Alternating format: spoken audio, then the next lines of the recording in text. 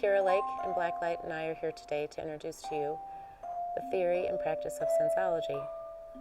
And as it's been very difficult for me over the past 20 years to really explain to people what sensology is and how we practice here at the Sensology Institute, I bought my dog Blacklight as a way to begin to understand. Sensology is a very broad field of practice. When I have a new client, everyone comes and says, they always call and they say, "What do you do?" And I say, "Well, I meet each client uniquely." And they're like, "Well, what does that mean?" So a lot of times I work with a lot of sick children that have been, some of them all over the world, and are still very ill. And every time that I have a really sick child, I bring Blacklight to work with me, and he responds differently to the child. So sometimes he'll get up and he'll lay down next to the child that I'm working on. Sometimes he'll we call it nosing. He'll nose them gently with his big, beautiful nose on different parts of their body. Sometimes he'll lay at their feet. Sometimes he'll lay by the door. And then he always makes a very calculated decision of what he's going to do and how he's going to participate in the session.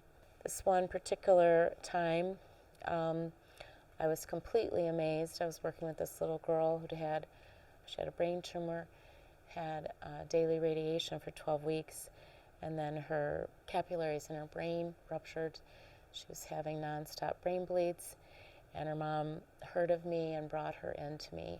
She was about this big, and as you can see, Blacklight is very big, and he met her very gently when she came into the session, working with field strength and activation of cells in the capillaries to stop the reaction to radiation.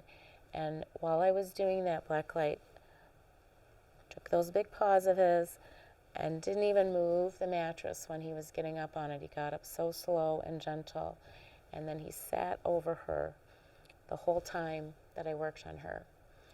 And 4 days after that, the little girl's mom called me, and her micro bleeding had stopped, and it's never returned.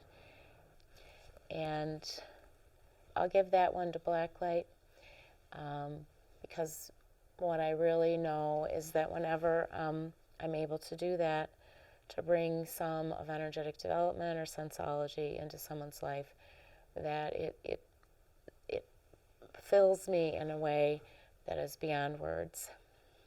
And we don't look at it as healing, we look at it as meeting, aiding, and allowing to emerge what should have been in that little girl's life, not what was, but now what is.